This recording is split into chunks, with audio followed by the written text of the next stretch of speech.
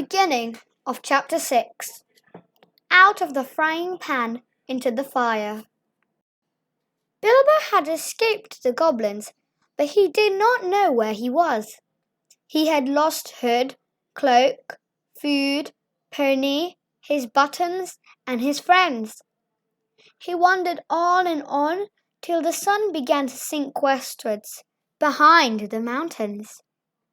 Their shadows fell across Bilbo's path, and he looked back.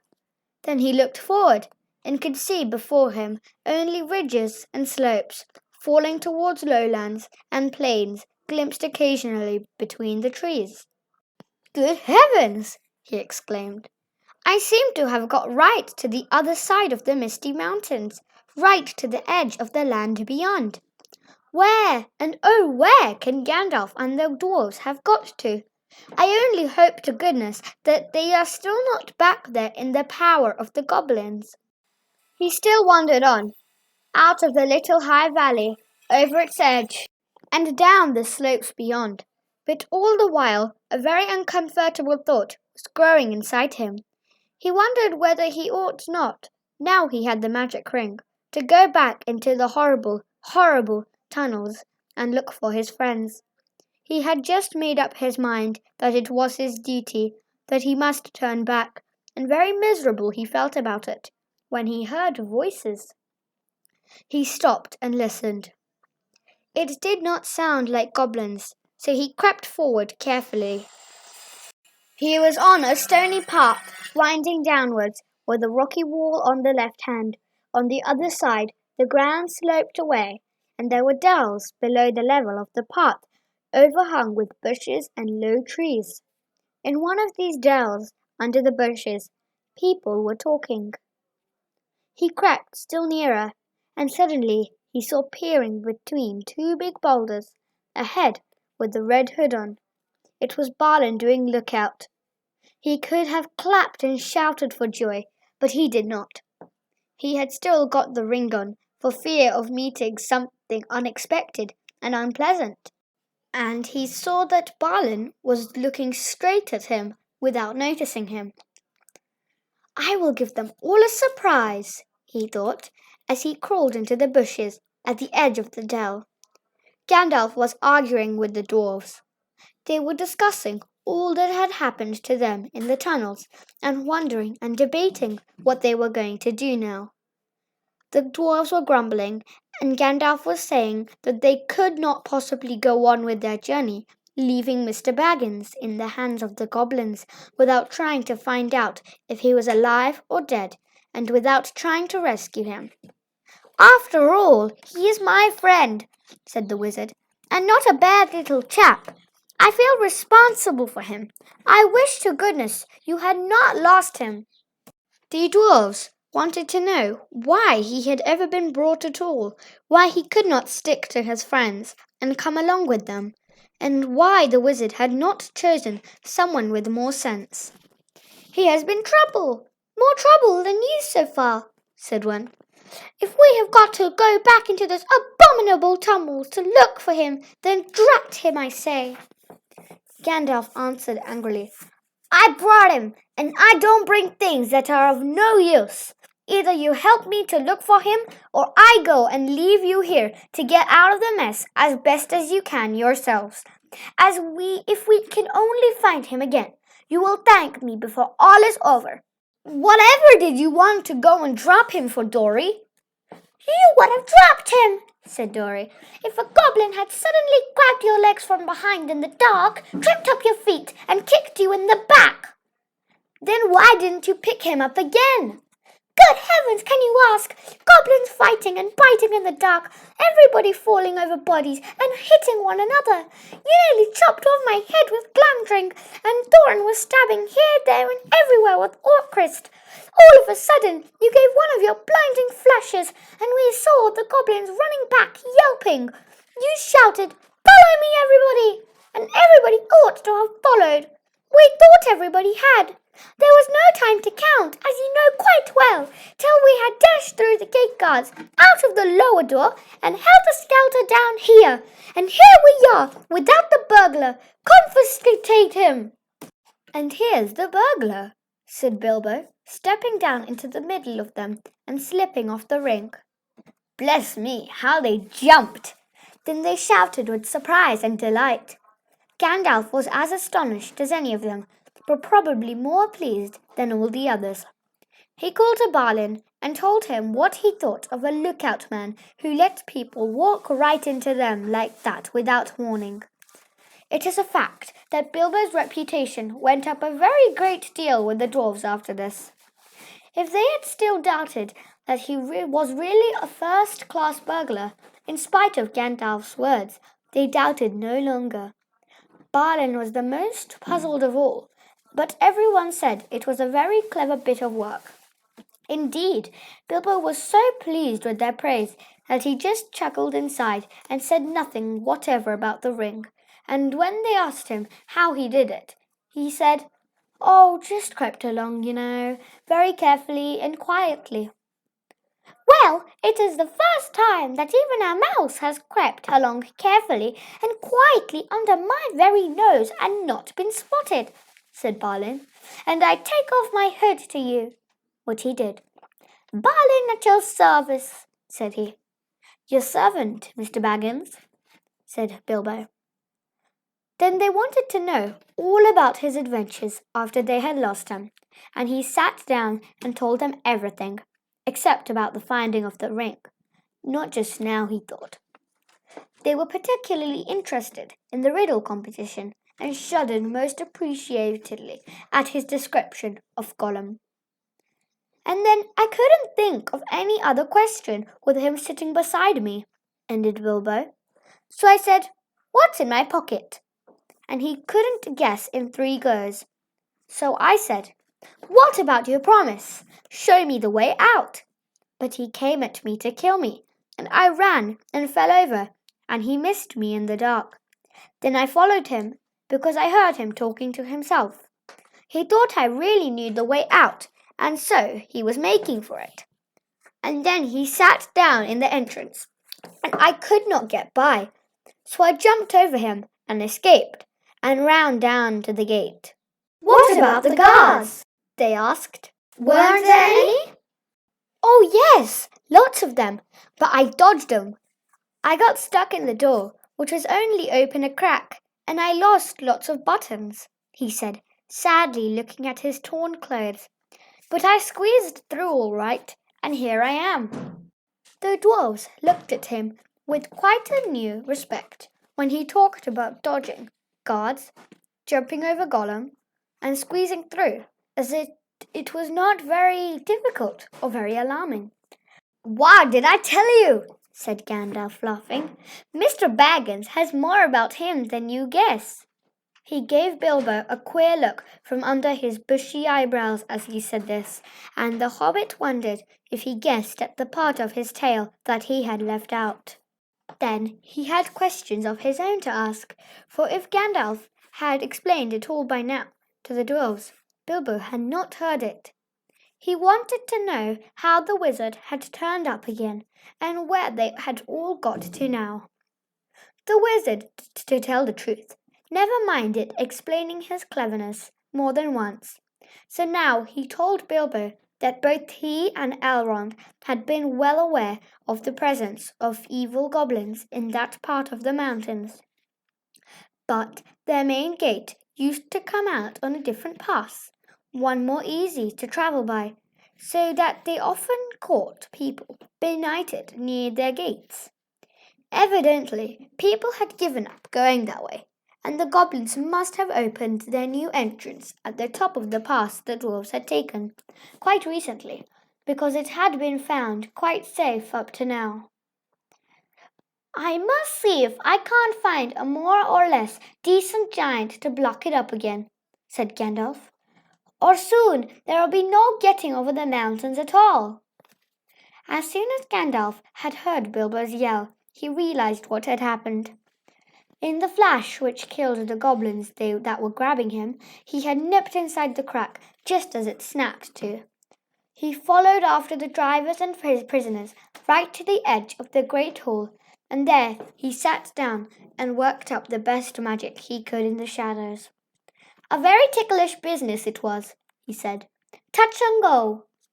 But of course, Gandalf had made a special study of bewitchments with fire and light. Even the Hobbit had never forgotten the magic fireworks at old Took Midsummer's Eve parties, as you remember. The rest we all know, except that Gandalf knew all about the back door, as the goblins called the lower gate where Bilbo lost his buttons. As a matter of fact, it was well known to anybody who was acquainted with this part of the mountains, but it took a wizard to keep his head in the tunnels and guide them in the right direction.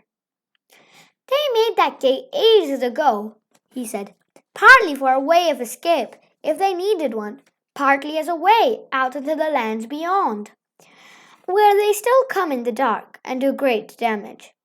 They guard it always, and no one has ever managed to block it up. They will guard it doubly after this, he laughed. All the others laughed too. After all, they had lost a good deal, but they had killed the great goblin, and a great many others besides, and they had all escaped, so they might be said to have had the best of it so far.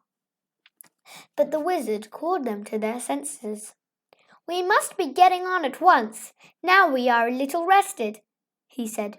They'll be out after us in hundreds when nights come on, and already shadows are lengthening. They can smell our footsteps for hours and hours after we've passed. We must be miles on before dusk. There'll be a bit of moon if it keeps fine, and that is lucky. Not that they mind the moon much, but it will give us a little light to steer by. Oh, yes, he said in answer to more questions from the Hobbit. You lose track of time inside goblin tunnels.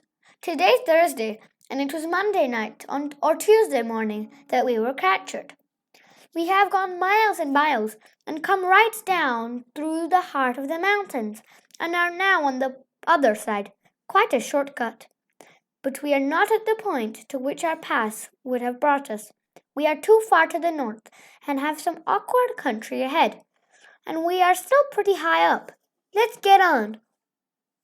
I am dreadfully hungry, groaned Bilbo, who was suddenly aware that he had not had a meal since the night before last. Just think of that for a hobbit. His stomach felt all empty and loose, and his legs all wobbly now that the excitement was over. Can't help it, said Gandalf, unless you like to go back and ask the goblins nicely to let you have your pony back and your luggage. No, thank you, said Bilbo. Very well then, we must just tighten our belts and trudge on, or we shall be made into supper, and that will be much worse than having none ourselves. As they went on, Bilbo looked from side to side for something to eat, but the blackberries were still only in flower, and of course there were no nuts, not even hawthorn berries. He nibbled a bit of sorrel, and he drank from a small mountain stream that crossed the path, and he ate 3 wild strawberries that he found on its bank, but it was not much good. They still went on and on. The rough path disappeared. The bushes and the long grasses between the boulders, the patches of rabbit-cropped turf, the thyme and the sage and the marjoram and the yellow rock roses all vanished, and they found themselves at the top of a wide, steep slope of fallen stones, the remains of a landslide. When they began to go down this, rubbish and small pebbles rolled away from their feet. Soon larger bits of split stone were clattering down, and started other pieces below them slithering and rolling. Then lumps of rock were disturbed and bounded off, crashing down with a dust and a noise. Before long, the whole slope above them and below them seemed on the move, and they were sliding away, huddled all together in a fearful confusion of slipping, rattling, cracking slabs and stones. It was the trees at the bottom that saved them. They slid into the edge of a climbing wood of pines that here stood right up the mountain slope from the deeper, darker forests of the valleys below. Some caught hold of the trunks and swung themselves into lower branches. Some, like the little hobbit, got behind a tree to shelter from the onslaught of the rocks. Soon the danger was over. The slide had stopped, and the last faint crashes could be heard as the largest of the disturbed stones went bounding and spinning among the bracken and the pine roots far below. "Well, that has got us on a bit," said Gandalf, "and even goblins tracking us will have a job to come down here quietly." "I dare say," grumbled Bomber, "but they won't find it difficult to send stones bouncing down on our heads." The dwarves and Bilbo were feeling far from happy and were rubbing their bruised and damaged legs and feet. "Nonsense! We are going to turn aside here out of the path of the slide. We must be quick. Look at the light!" The sun had long gone behind the mountains. Already the shadows were deepening around them.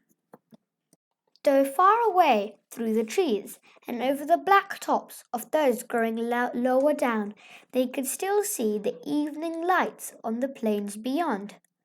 They limped along now as fast as they were able down the gentle slopes of a pine forest in a slanting path leading steadily southwards.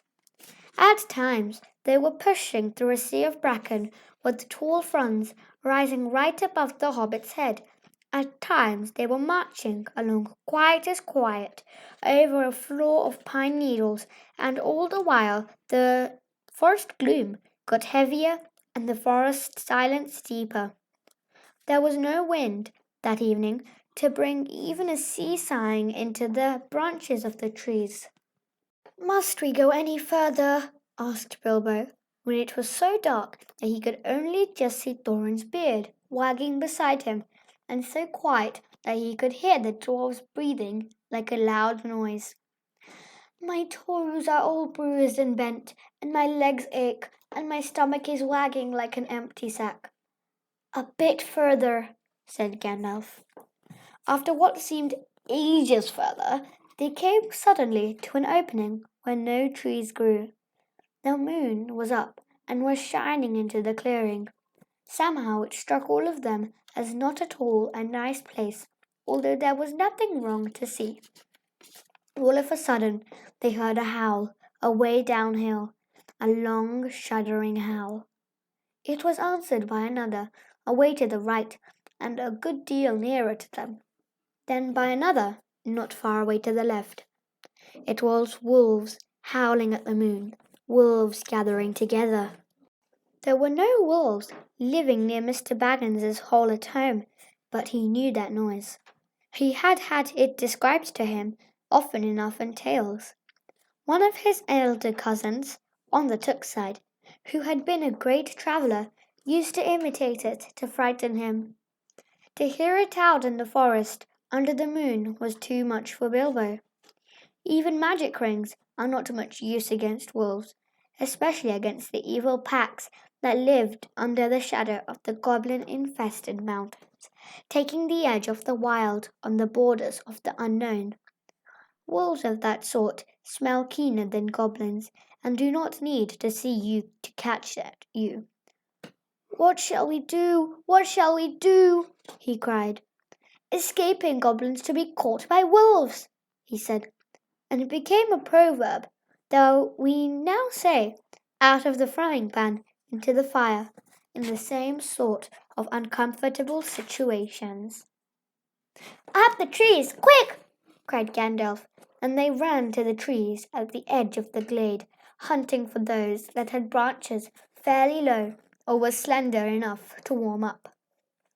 They found them as quick as ever they could, you can guess, and up they went, as high as ever they could, trust the branches. You would have laughed from a safe distance if you had seen the dwarfs sitting up in the trees with their beards dangling down like old gentlemen gone cracked at playing at being boys. Philly and Killy were at the top of a tall larch like an enormous Christmas tree. Dori, Nori, Ori, Oin, and Gloin were more comfortable in a huge pine with regular branches sticking out at intervals like the spokes of a wheel.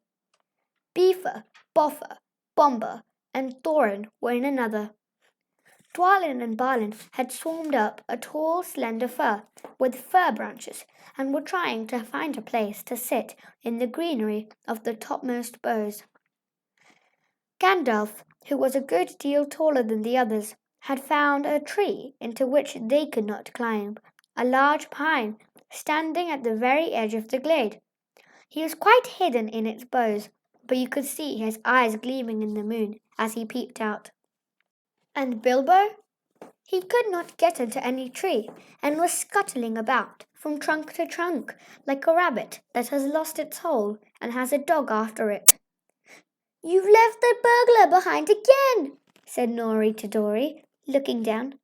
"I can't be always carrying burglars on my back," said Dory. "Down tunnels and up trees. What do you think I am, a porter?" "He'll be eaten if we don't do something," said Thorin, for there were howls all round them now, getting nearer and nearer. "Dory!" he called, for Dory was lowest down in the easiest tree. "Be quick and give Mr. Baggins a hand up."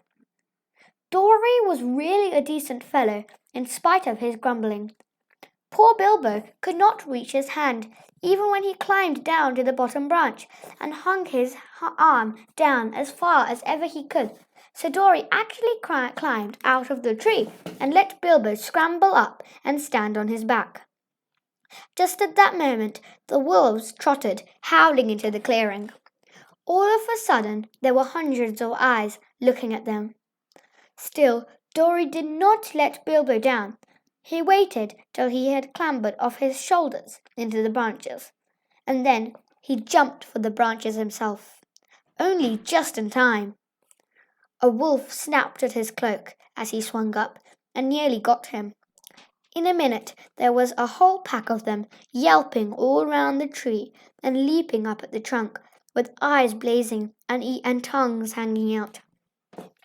But even the wild wargs, for so the evil wolves over the edge of the wild were named, cannot climb trees. For a time they were safe. Luckily it was warm and not windy. Trees are not very comfortable to sit in for long at any time, but in the cold and the wind, with wolves all around below waiting for you, they can be perfectly miserable places. This glade in the ring of trees was evidently a meeting place of the wolves. More and more kept coming in. They left guards at the foot of the tree in which Dory and Bilbo were, and then went snuffling about till they had smelt out every tree that had anyone in it. These were guarded too, while all the rest, hundreds and hundreds it seemed, went and sat in a great circle in the glade, and in the middle of the circle was a great grey wolf. He spoke to them in the dreadful language of the wargs. Gandalf understood it. Bilbo did not, but it sounded terrible to him, and as if all their talk was about cruel and wicked things, as it was.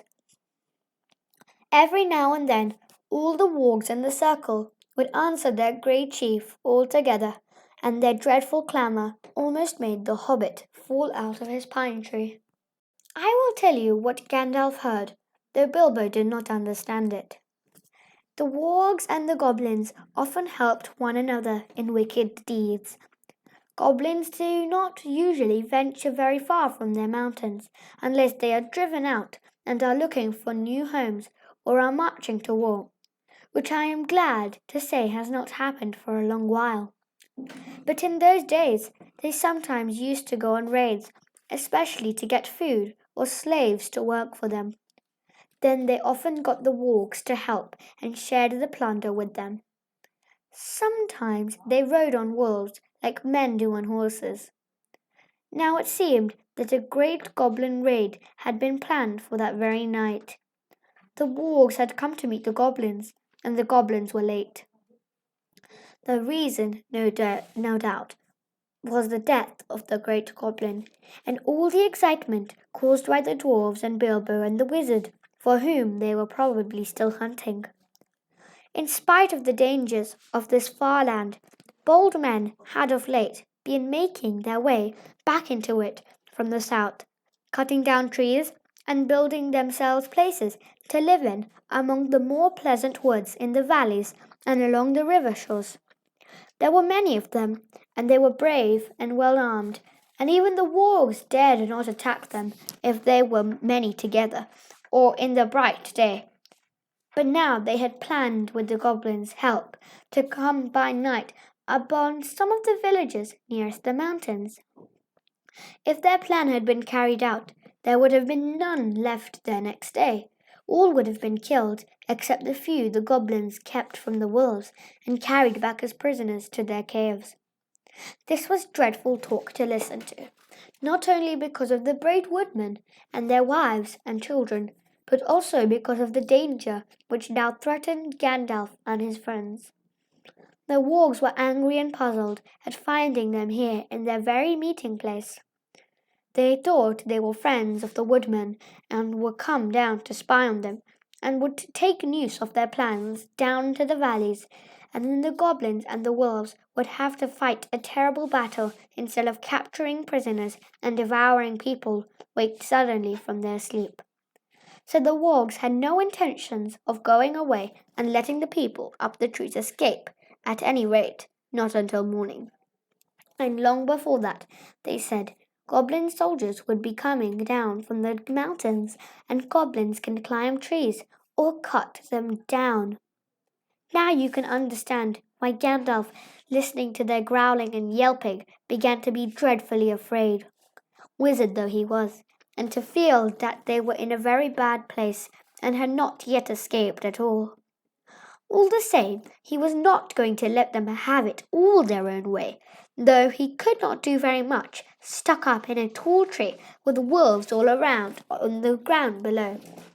He gathered the huge pine cones from the branches of the tree. Then he set one alight with bright blue fire and threw it whizzing down among the circle of the wolves. It struck one on the back, and immediately his shaggy coat caught fire, and he was leaping to and fro, yelping horribly. Then another came, one in blue flames, one of red, and another in green. They burst on the ground in the middle of the circle and went off in coloured sparks and smoke. A specially large one hit the chief wolf on the nose, and he leaped in the air 10 feet, and then rushed round and round the circle, biting and snapping even at the other wolves in his anger and fright. The dwarves and Bilbo shouted and cheered. The rage of the wolves was terrible to see, and the commotion they made filled all the forest. Wolves are afraid of fire at all times, but this was a most horrible and uncanny fire. If a spark got in their coats, it stuck and burned into them, and unless they rolled over quick they were soon all in flames. Very soon, all about the glade wolves were rolling over and over to put out the sparks on their backs, while those that were burning were running about, howling and setting others alight, till their friends chased them away, and they fled off down the slopes, crying and yammering and looking for water. "What is all this uproar in the forest tonight?" said the Lord of the Eagles. He was sitting, black in the moonlight, on the top of a lonely pinnacle of rock at the eastern edge of the mountains. "I hear wolves' voices. Are the goblins at mischief in the woods?" He swept up into the air, and immediately 2 of his guards from the rocks at either hand leapt up to follow him. They circled up in the sky and looked down upon the ring of the wargs, a tiny spot far, far below. But eagles have keen eyes and can see small things at a great distance. The Lord of the Eagles of the Misty Mountains had eyes that could look at the sun unblinking, and could see a rabbit moving on the ground a mile below, even in the moonlight. So though he could not see the people in the trees, he could make out the commotion among the wolves, and see the tiny flashes of fire, and hear the howling and yelping come up faint from far beneath him. Also, he could see the glint of the moon on goblin spears and helmets, as long lines of the wicked folk crept down the hillsides from the gate and wound into the wood. "Eagles are not kindly birds," Some were cowardly and cruel, but the ancient race of the northern mountains were the greatest of all birds. They were proud and strong and noble-hearted. They did not love goblins or fear them. When they took any notice of them at all, which was seldom, for they did not eat such creatures, they swooped on them and drove them shrieking back to their caves, and stopped whatever wickedness they were doing. The goblins hated the eagles and feared them, but could not reach their lofty seats or drive them from the mountains. Tonight, the Lord of the Eagles was filled with curiosity to know what was afoot. So he summoned many other eagles to him, and they flew away from the mountains, and slowly circling ever round and round, they came down, down, down, towards the ring of the wolves and the meeting place of the goblins. A very good thing, too. Dreadful things had been going on there. The wolves that had caught fire and fled into the forest had set it alight in several places. It was high summer, and on this eastern side of the mountains there had been little rain for some time. Yellowing bracken, fallen branches, deep piled pine needles, and here and there dead trees were soon in flames. All round the clearing of the wargs fire was leaping, but the wolf guards did not leave the trees. Maddened and angry, they were leaping and howling round the trunks, and cursing the dwarfs in their horrible language, with their tongues hanging out, and their eyes shining as red and fierce as the flames. Then suddenly goblins came running up, yelling.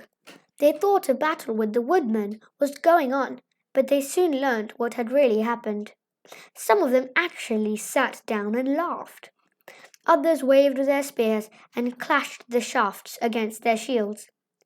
Goblins are not afraid of fire, and they soon had a plan which seemed to them most amusing. Some got all the wolves together in a pack. Some stacked fern and brushwood round the tree trunks. Others rushed round and stamped and beat and stamped, until nearly all the flames was put out, but they did not put out the fire nearest to the trees where the dwarfs were. That fire they fed with leaves and dead branches and bracken. Soon they had a ring of smoke and flame all round the dwarfs, a ring which they kept from spreading outwards, but it closed slowly in till the running fire was licking the fuel piled under the trees. Smoke was in Bilbo's eyes. He could feel the heat of the flames, and through the reek he could see the goblins dancing round and round in a circle like people round a midsummer bonfire. Outside the ring of dancing warriors with spears and axes stood the wolves at a respectful distance, watching and waiting. He could hear the goblins beginning a horrible song. 15 birds in 5-foot trees, their feathers were fanned in a fiery breeze. But funny little birds, they had no wings. Oh, what shall we do with the funny little things? Roast them alive or stew them in a pot, fry them, boil them, and eat them hot. Then they stopped and shouted out, Fly away, little birds! Fly away if you can! Come down, little birds, or you will get roasted in your nests! Sing, sing, little birds! Why don't you sing? Go away, little boys!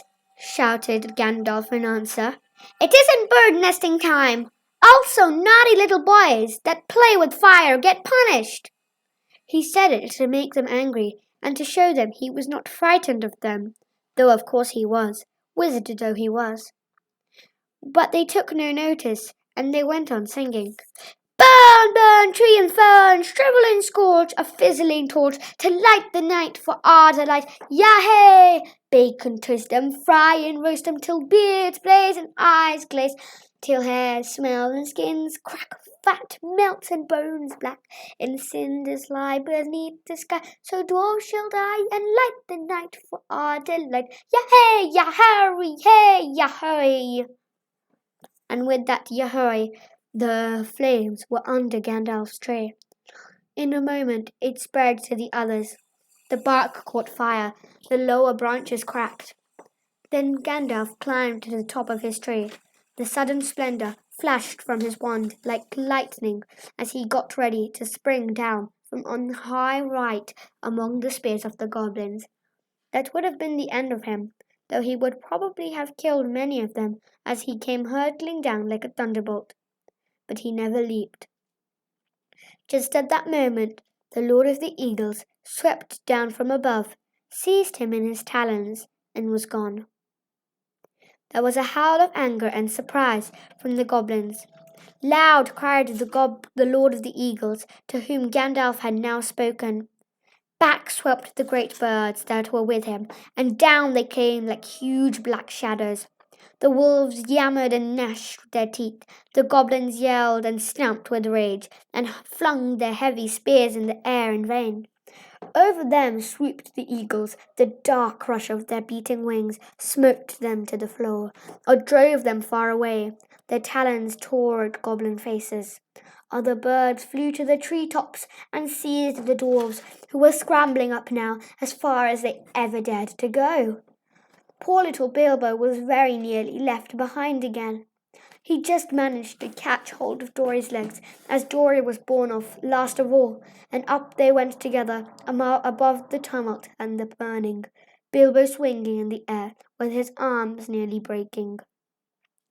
Now, far below, the goblins and the wolves were scattering far and wide in the woods. A few eagles were still circling and sweeping above the battleground. The flames about the trees sprang suddenly up the highest branches. They went up in crackling fire. There was a sudden flurry of sparks and smoke. Bilbo had escaped only just in time. Soon the light of the burning was faint below, a red twinkle on the black floor, and they were high up in the sky, rising all the time in strong sweeping circles. Bilbo never forgot that flight, clinging onto Dory's ankles. He moaned, "My arms, my arms!" But Dory groaned, "My poor legs, my poor legs!" At the best of times, heights made Bilbo giddy.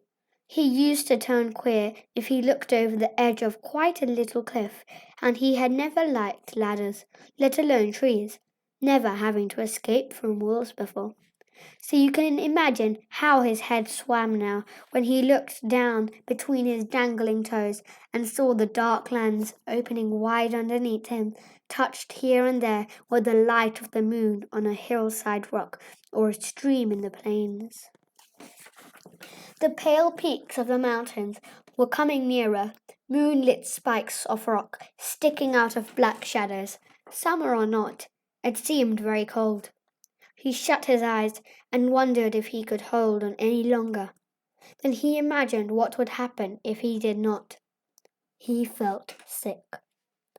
The flight ended only just in time for him, just before his arms gave way. He loosed Dory's ankles with a grasp and fell onto the rough platform of an eagle's eyrie. There he lay without speaking, and his thoughts were a mixture of surprise at being saved from the fire, and fear lest he fall off that narrow place into the deep shadows on either side. He was feeling very queer indeed in his head by this time, after the dreadful adventures of the last 3 days, with next to nothing to eat, and he found himself saying aloud, "Now I know what a piece of bacon feels like when it is suddenly picked out of the pan on a fork and put back on the shelf." "No, you don't," he heard Dory answering, "because the bacon knows that it will get back in the pan sooner or later, and it is to be hoped we shan't. Also, eagles aren't forks." "Oh no, not a bit like storks. Forks, I mean," said Bilbo, sitting up and looking anxiously at the eagle who was perched close by. He wondered what other nonsense he had been saying, and if the eagle would think it rude. You ought not to be rude to an eagle when you are only the size of a hobbit and are up in his eyrie at night. The eagle only sharpened his beak on a stone and trimmed his feathers and took no notice. Soon another eagle flew up. "The Lord of the Eagles bids you to bring your prisoners to the great shelf," he cried, and was off again. The other seized Dory in his claws and flew away with him into the night, leaving Bilbo all alone. He had just strength to wonder what the messenger had meant by prisoners, and to begin to think of being torn up for supper like a rabbit, while his own turn came. The eagle came back, seized him in his talons by the back of his coat, and swooped off. This time he flew only a short way. Very soon Bilbo was laid down, trembling with fear, on a wide shelf of rock on the mountainside. There was no path down onto it save by flying, and no path down off it except by jumping over a precipice. There he found all the others sitting with their backs to the mountain wall. The Lord of the Eagles also was there, and was speaking to Gandalf. It seemed that Bilbo was not going to be eaten after all. The wizard and the Eagle Lord appeared to know one another slightly, and even to be on friendly terms. As a matter of fact, Gandalf, who had often been in the mountains, had once rendered a service to the eagles and healed their lord from an arrow wound. So you see, prisoners had meant prisoners rescued from the goblins only, and not captives of the eagles. As Bilbo listened to the talk of Gandalf, he realized that at last they were going to escape really and truly from the dreadful mountains. He was discussing plans with the great eagle for carrying the dwarves and himself and Bilbo far away and setting them down well on their journey across the plains below. The Lord of the Eagles would not take them anywhere near where men lived. They would shoot at us with their great bows of yew, he said, for they would think we were after their sheep, and at other times they would be right. No, we are glad to cheat the goblins of their sport, and glad to repay our thanks to you, but we will not risk ourselves for dwarves in the southward plains. Very well, said Gandalf. Take us where and as far as you will. We are already deeply obliged to you, but in the meantime we are famished with hunger. I am nearly dead of it, said Bilbo, in a weak little voice that nobody heard. That perhaps can be mended, said the Lord of the Eagles. Later on, you might have seen a bright fire on the shelf of rock and the figures of the dwarfs round it, cooking and making a fine roasting smell. The eagles had brought up dry boughs of fuel, and they had brought rabbits, hares, and a small sheep. The dwarfs managed all the preparations. Bilbo was too weak to help, and anyway he was not much good at skinning rabbits or cutting up meat, being used to having it delivered by the butcher all ready to cook. Gandalf too was lying down after doing his part in setting the fire going, since Oin and Gloin had lost their tinder boxes. Dwarves had never taken to matches even yet. So ended the adventures of the Misty Mountains. Soon Bilbo's stomach was feeling full and comfortable again, and he felt he could sleep contentedly, though really he would have liked a loaf of butter better than bits of meat toasted on sticks. He slept curled up on the hard rock more soundly than ever he had done on his feather bed in his own little hole at home. But all night he dreamed of his own house, and wandered in his sleep into all his different rooms, looking for something that he could not find, nor remember what it looked like. End of chapter 6.